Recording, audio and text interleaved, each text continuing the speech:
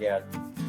So today we're going to talk about nutrient density. I'm on the road here in, I don't even know the name of the town, Forsyth, Georgia, on my way back from Florida from doing a series of 4 30-minute talks with Jonathan Lansman of Natural Health 365.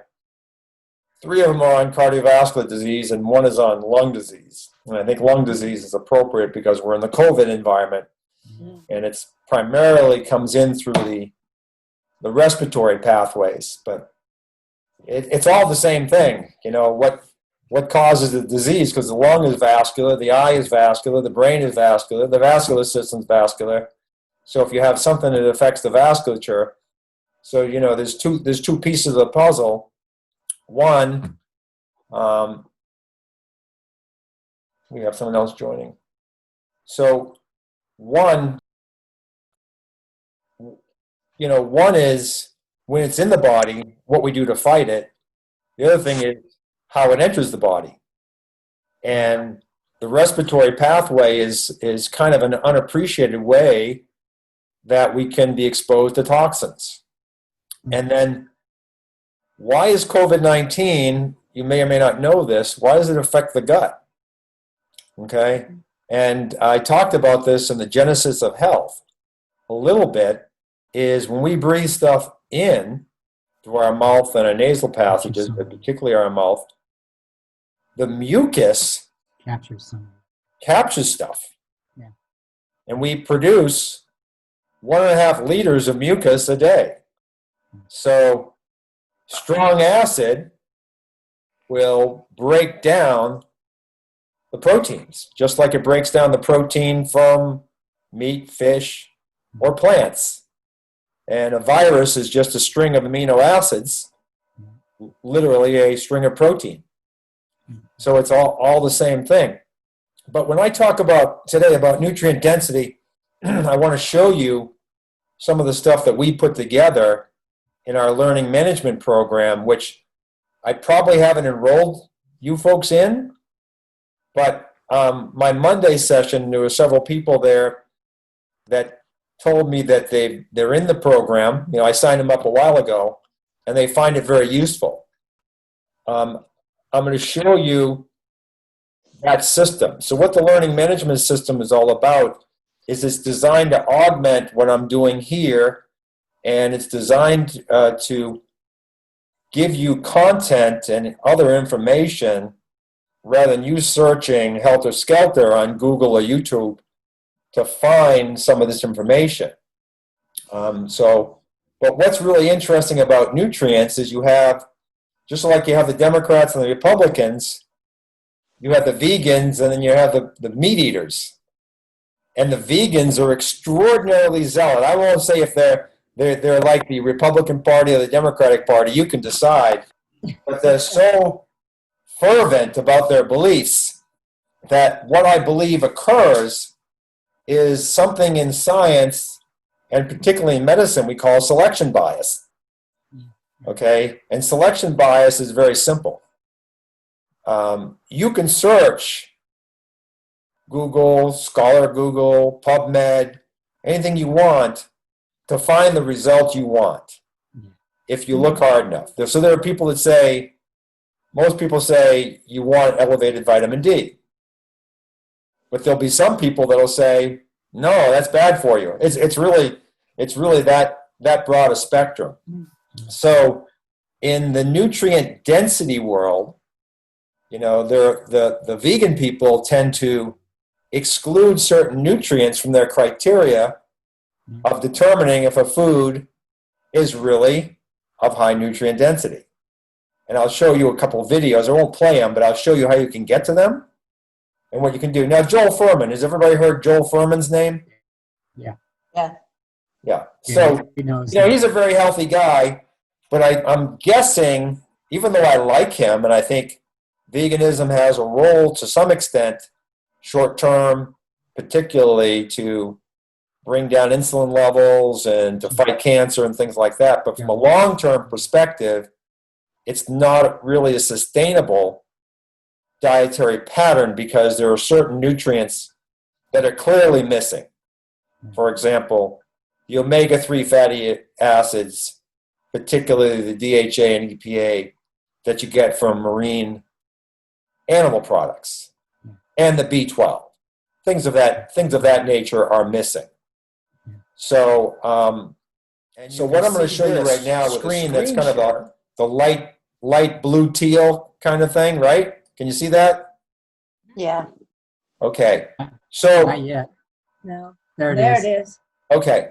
So in my learning management system, right now I only have 4, but they're 4 pretty good modules: brain health, gut health, diabetes, and insulin resistance.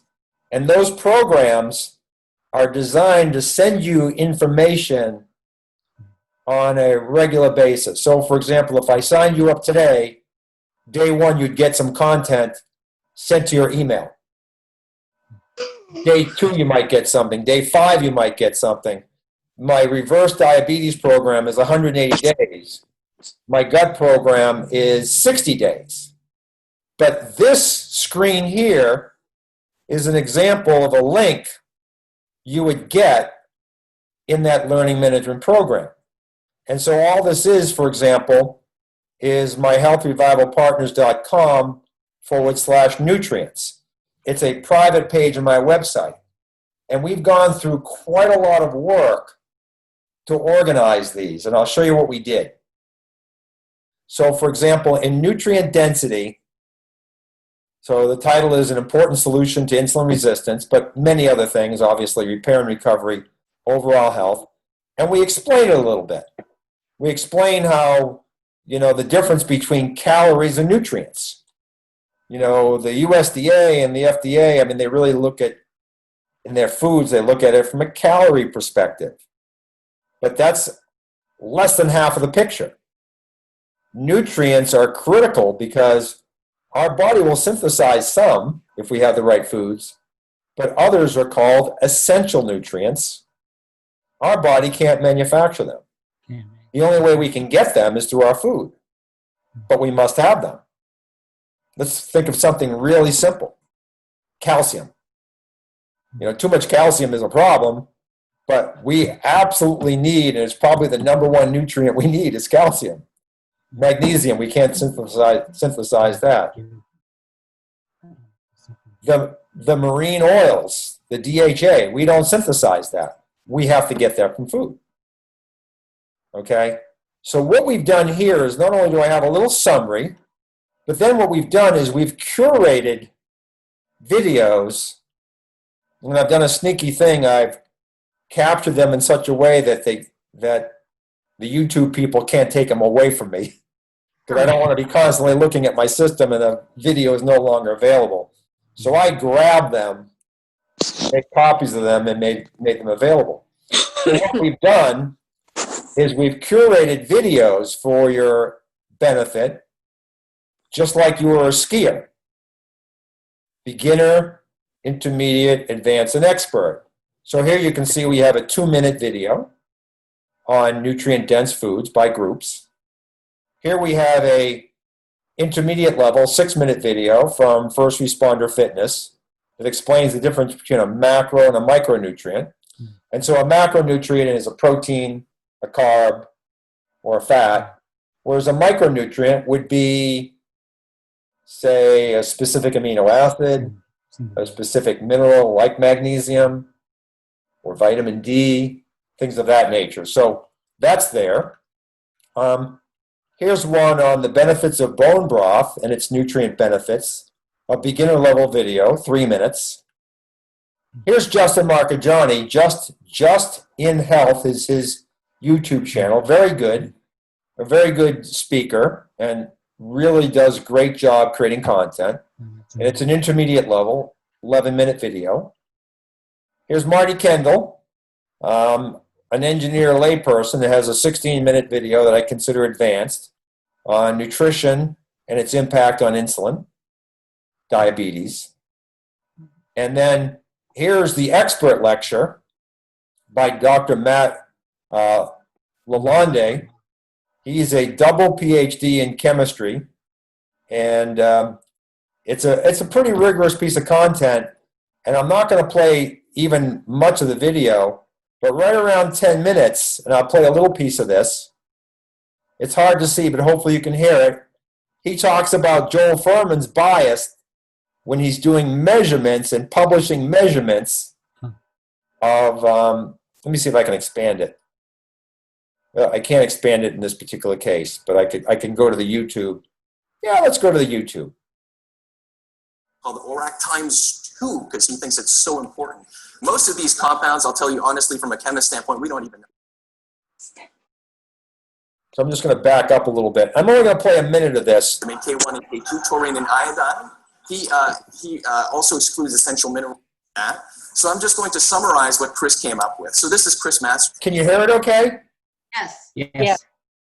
I know Karen's probably going to have a hard time, but so there's Joel Fuhrman. So here we go. So what they did is they included in their score, nutrient score, carotenes and other pigments. They show up in plants. Joel Fuhrman's a vegan. Glucosinolates show up in plants. Fiber occur in plants. And oxygen radical absorbent capacity, which basically means antioxidants, show up in plants. So they created scale completely biased just to plants. And anything that's not a plant is going to score very poorly because of that. So John down here in the corner, you could say a proponent of grain legume free diets, if you will, and then works with the Weston A. Price Foundation. And then here we have Joel Fuhrman, the guy that created Andy, who is a known proponent of plant-based diets. So he excludes from his calculations preformed vitamin A, vitamin B5, vitamin B12, vitamin D, biotin, vitamin K1 and K2, taurine and iodine. He also. So these are all the things he excluded from his calculation on nutrient density. Vitamin A, B12, because there's nothing in plants. Taurine, which is an anti-infective amino acid. Vitamin K2 and K1.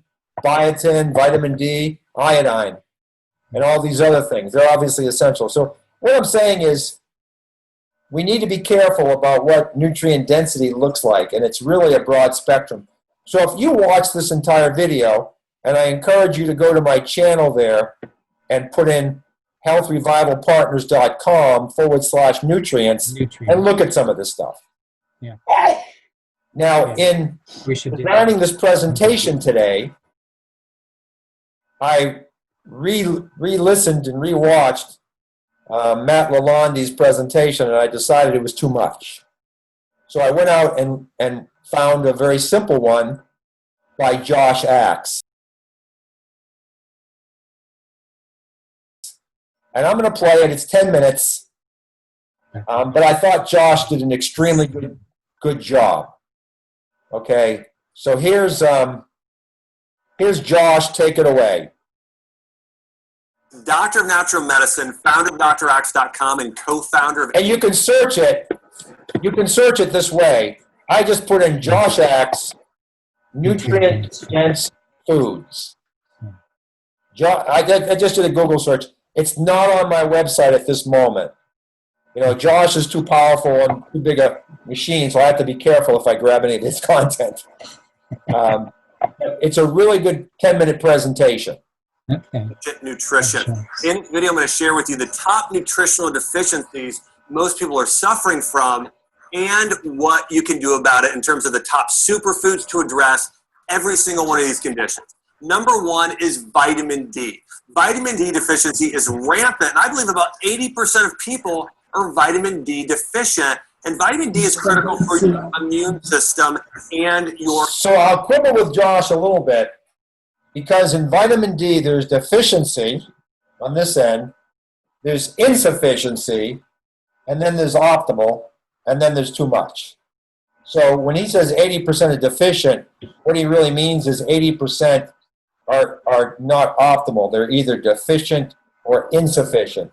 Yeah. And deficient is below 20 nanograms per milliliter, and insufficient is 20 to around 50 nanograms per milliliter, and optimal is between 50 and 80. And of course, we measure that in the chronic disease temperature with a blood test. Or bone structure. So vitamin D, if you're a person out there and you're noticing your immune system isn't as strong as it should, also your mood seems to be off, or hey, maybe your bones are not as strong as they should be, there's a great chance you have a vitamin D deficiency. Your top sources are, number one, sunshine, okay? Getting outside. Listen, in the winter months, if you can, with a short sleeve shirt, if it jumps up into the 40s or 50s, just for a few minutes, but as much as you can, when the sun is out, get even just a little sunlight on your face, your body can absorb a lot of vitamin D with just a little bit of sunshine. That's tip number one. Number two. Now, I'm going to make a comment. You cannot produce vitamin D on your skin if you're insufficient in cholesterol. Cholesterol is a building block of vitamin D. Okay? And the beauty of getting sunshine as opposed to taking a supplement is vitamin D is a mixture. And when you take the supplement, it's only one aspect of that mixture. Right.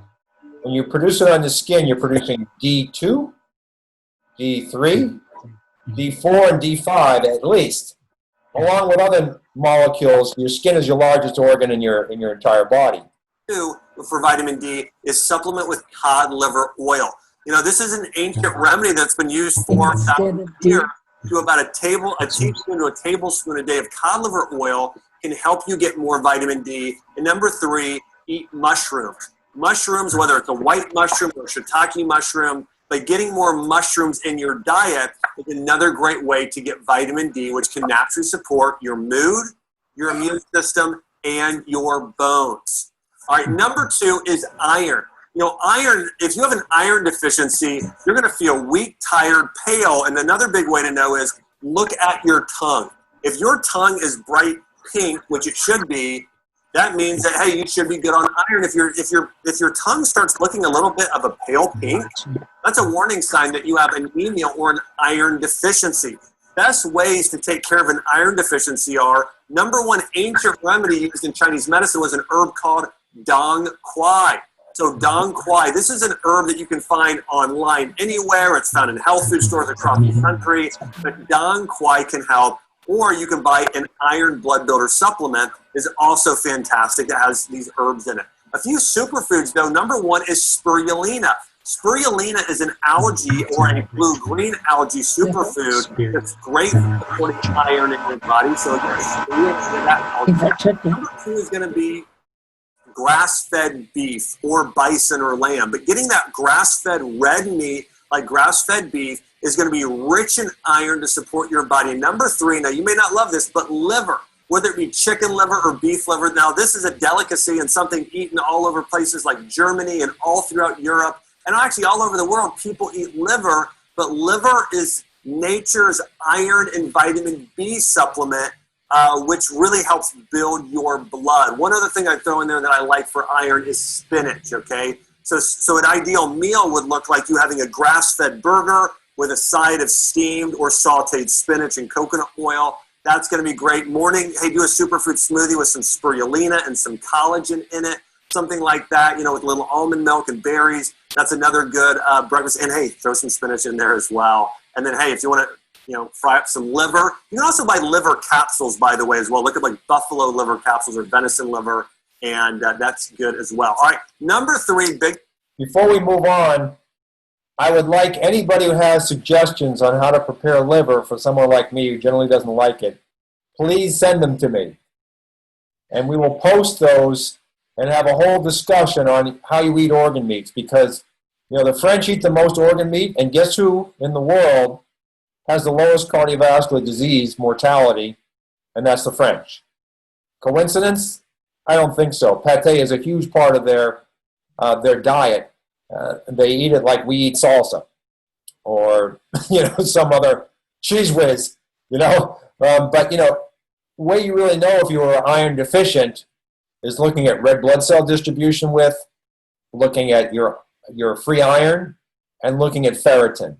And most people don't need supplemental iron in America. So, you know, you just get it from the food, particularly postmenopausal women and men. In fact, if your ferritin is above 150, I recommend you give iron. You give blood, rather, to get rid of iron. but, we need to be careful about iron.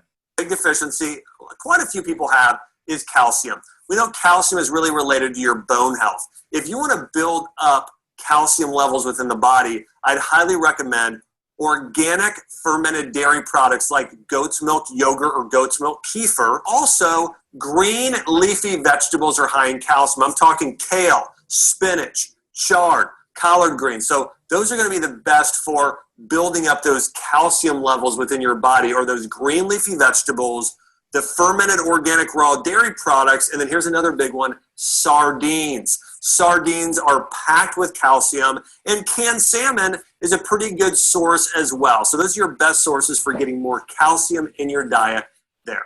All right, next one up is iodine.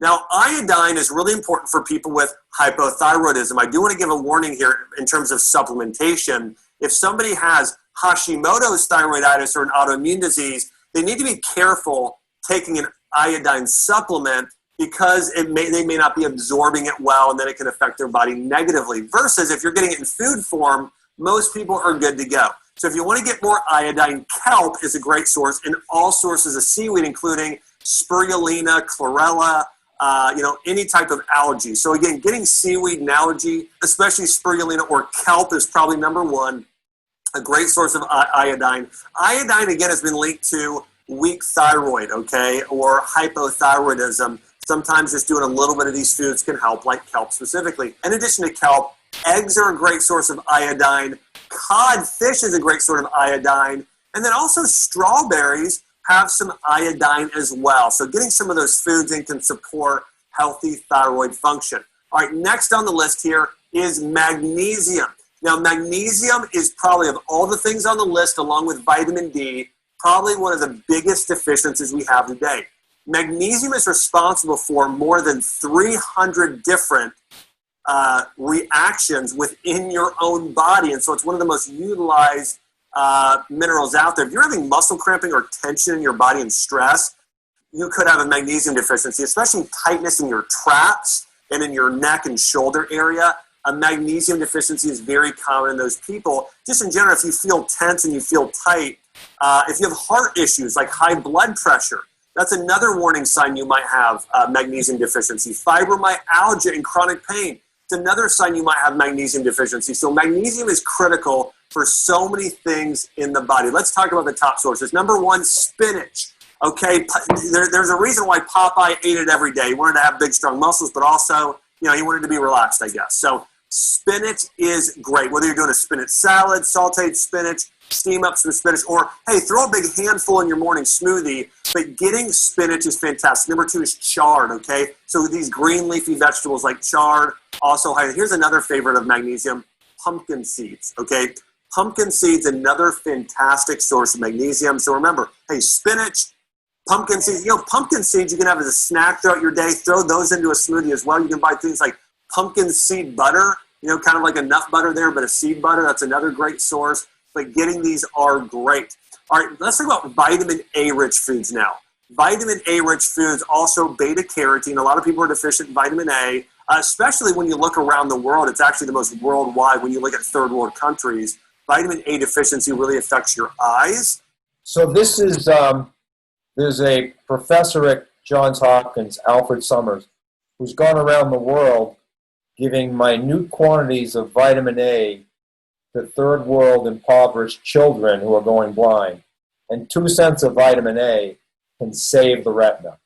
Vitamin A, I believe, is probably the most potent natural antibiotic in the entire suite of nutrients that we take in. And of course, the best source for vitamin A is cod liver oil.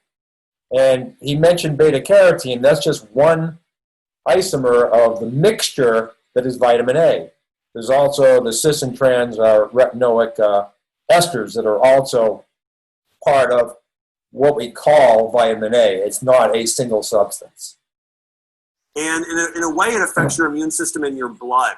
So best vitamin A-rich foods are going to be, not pumpkin seeds this time, but pumpkin itself. So pumpkin, those orange-colored foods. So pumpkin is very high on the list. Carrots. Sweet potatoes is another great source. So get some of those fall foods, those orange foods, pumpkins, sweet potatoes, carrots, and things like butternut squash. Great sources there of vitamin A, in addition to spinach again. Listen, spinach has been on this list 3 or 4 times. You might as well start adding it into your diet. It makes up for a large amount of nutritional deficiencies. And then last here, but not least, is vitamin B12. Now, here's the thing. If you are low in vitamin B12, here's what you'll notice. You've got low energy. Maybe it's adrenal fatigue. Maybe it's chronic fatigue. Or maybe just you wake up even after a good night's sleep, you don't feel rested. But you lack energy and you feel overwhelmed. Vitamin B12 supports your adrenal glands and your brain and your nervous system, okay? It's very important. It's known as the energy vitamin. Number one source of vitamin B12 is actually liver. So beef and chicken liver. It was known as nature's B vitamin and iron supplement. So liver, you can buy those in capsule form though as well, whether it be beef liver or buffalo liver. And that's a great way to get more vitamin B12. In addition to that, let me just tell you how I do liver. Infrequently, but when we get our half a cow every year, I get all the bones and all the organ meat, and no one wants the organ meat, so I can get all the organ meat I want. And what we do is we boil our bones for 5 to 7 days, but I throw organ meat, spleen and pancreas and liver into my pot, so I'm at least extracting the important liver nutrients. And we do this just once or twice a year and do a 5 or 10 gallon batch and then put it in Ziplocs and have it available and take that stock out whenever we're making something that uses stock, our own customized stock. So that's how I eat my liver today. Sardines and mackerel, okay? Sardines and mackerel, so wild-caught fish, wild-caught fatty fish, like sardines and mackerel are going to be high in vitamin B12, followed by grass-fed beef, okay? So liver, wild-caught fatty fish, like sardines and mackerel, a little bit in salmon there too, and then grass-fed beef. Those are great natural sources of vitamin B12 there as well. So listen, a lot of people have nutritional deficiencies. By the way, the other thing I would put up here on this list, a collagen deficiency. So many people today are deficient in collagen, so you should be getting bone broth and taking a collagen supplement or a bone broth protein supplement every day as well. And that's really a big sign if you're having joint discomfort or possibly gut issues, like gut and digestive issues. That's typically from a collagen deficiency there as well. So those are the top sources, biggest things we're deficient in today. And I just gave you the best superfoods to address those. By the way, if you want a more complete list, simply go online and search my name, Dr. Axe, with the nutrient. You can search Dr. Axe calcium, Dr. Axe magnesium, Dr. Axe vitamin D, Dr. Axe collagen, and you will find articles I've written with the top 10 lists of all the superfoods that can support you in helping these health conditions. Is an underappreciated nutrient is sulfur. Okay, so sulfur, it makes me cringe when people are eating egg whites only and throwing out the yolk, because the yolk is rich in sulfur. Now, I will admit I sweeten my coffee, but I use blackstrap molasses. And the blackstrap molasses have a lot of nutrients, and sulfur is very prominent in the blackstrap molasses. But a lot of cruciferous vegetables will also have sulfur. But I think it's underappreciated, and Dr. Senoff says that cholesterol sulfate is a very important molecule on the way from cholesterol to some of these other things that are downstream from it, like vitamin D, testosterone, cortisol, estrogen. We have a lot of erectile dysfunction in this nation. Number one, their cholesterol is being suppressed with a statin. Number two, they're sulfur deficient. Number three, they're not eating healthy fats to get their LDL working in their favor. So tonight was kind of a short one, but when I look at the 4 mechanisms of disease, the 4 mechanisms of all chronic disease, and the number 1 mechanism is repair and recovery. Carbohydrates don't solve that. Nutrients do. So every bite, be conscious and aware of the nutrient content of it. Sure, if you're an athlete and you're going to be doing a lot of exercise, or you're trying to replenish your glycogen after exercise, carbohydrates make sense. But the refined carbohydrates are never a good option. The good thing about the vegan diet, or at least having a higher vegetable content in your diet, is there's no question that veganism and a more vegetable-oriented diet will lower insulin. Why? Because even though they're carbohydrates, the good vegetables tend to be slowly absorbed complex carbohydrates. And in fact, many of the low glycemic vegetables have a significant portion of their carbohydrate content that is non-digestible. So you can eat, 100 grams of food, 100 grams of celery, but only get 20 grams of slowly absorbed carbohydrates. So, that's why those kinds of diets lower cholesterol, because you've consumed a lot of food without a lot of fat, and in fact, without a lot of calories. And it also helps in weight loss because your plate looks full, but the amount of absorbable calories in that meal is quite low. But vegetables alone do not satisfy human nutrition. No way, no how. So, and when you look at the omegas, there's a way to be a vegan and get your omega-3s, because the fish get the omegas from the food chain from algae. So algae is the ultimate source of the omegas that are so important to brain health and anti-inflammatory properties of those of foods and things of that nature. Does anybody have any questions?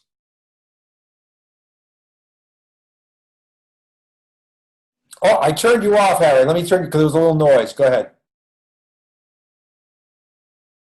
I just tried to unmute you, but I can't. Can you unmute yourself? Is that better? Yeah, there you Can go. you hear me now? Yeah. Yeah, no, that was great. I mean, if you have chronic infection, high nutrient dense food may not solve your problem. But for almost every other chronic malady, it will. Yeah. The caveats are sensitivities. So if you're taking in nutrient dense food that you happen to have a sensitivity towards, then that's an issue. And that's easily tested through food sensitivity testing and food rotation and things of that nature. But nutrient density is at least 80% of staving off a degenerative disease process. It's that simple. Right. Any other questions or comments? Did Would you folks like to be enrolled in these learning management systems? I would guess the answer is yes, but I'll leave it to you. Yes, we would. Okay, my era. If I had a good health coach doing this rather than me, when they read your chronic disease assessment and see what you have or what your complaints are, then they match up that assessment to the learning modules and enroll you in them. So if I forget, next time we have a consult, remind me and I'll enroll you, and you'll get dripped on. You'll get recipes, you'll get advice from experts, and you'll get access to these video pages. And I don't try to overwhelm you, but so we just drip them to you on an incremental basis. It takes a long time to produce these learning management systems because it's the order and then curating the videos, finding and going out and literally watching all those videos to make sure that they're not throwing misinformation or biased information, selection biased information into them. So, I've watched many videos and, it's like, oh, this is great. And then they just throw a little curveball and it's like, I either have to edit that video or exclude it. Because I just want everything said, and nothing Josh said right there I have any controversy with, even the iron. I mean, we need iron. But the way you know you need iron is how you feel, but also through testing. So we can confirm that. People shouldn't be going out chewing on rusty nails today to get, because they feel like they're iron deficient. I mean, eat your spinach, eat your liver, have a little meat. One day in the future, I'm going to talk about how I design a plate of food, okay, to go along with this. But what I'd also like, if you folks have specific topics you'd like me to cover, I'm more than happy to put a presentation together. Next week, we're probably going to start, and I'll intersperse it by showing you the research I've done and how to interpret your own blood labs. We're going to go through this very slowly. But That would be interesting. is that you, Louise? It's Louise. I'm under the weather today, and I'm in my jammies, so I'm incognito. That's all right. That's all right. But yeah, any topic is open. But we'll probably start with just next week in the chronic disease temperature, my top line: insulin, glucose, triglycerides, uric acid, and whatever, an A1C. We'll go over those labs and show you the data on it. Yeah, we're very interested in that. I'd be interested in learning more about sulfur. I'm very intrigued with it. About 20 years ago, I had what I called a sore body suit. And I took MSM. I saw that vets were giving it to $1 million racehorses. And I asked my holistic MD if I could take it. He said, I don't know anything about it, but it won't hurt you. Well, in 3 weeks, I went from practically not being able to function to being normal. And I have a friend who's my age, which is 60s, who's been farming for 50 years. And he has a theory about why there are so many ticks now when there weren't 50 years ago. And he said there's very little sulfur in the soil now. 50 years ago, there was many, many more times as much sulfur in the soil that they were using to grow the crops, which is, and I've also noticed how some people are tick magnets, just like some people are mosquito magnets. Yep. Mosquitoes hate me, but ticks love me. And I thought, I've started actually taking powdered MSM every day in the hopes that it will make me less attractive to ticks. Louise, remind me, and I'll put together a presentation on sulfur. I'll just look at some of Dr. Senoff's work. But I believe that sulfur plays a role, like you cannot produce a rubber tire without sulfur. It's vulcanization. So sulfur plays a pretty significant role in chemical reactions. And I'm sure, just like with a cholesterol sulfate, that helps kick over other types of reactions that are very, very important. So we'll definitely talk about sulfur. And I'm aware of sulfur, and I've been claiming that I have to get my sulfur through my molasses so I can sweeten my coffee. But blackstrap molasses doesn't sweeten it very much. I think what it really does is improves the nutrient content of my morning Joe. Yeah, that's right. Yeah. You can't taste good. Any other comments? No. Travel home safely. We'll see you next time. Sounds good. This will get Bye. eventually. Bye for now. Bye. Bye.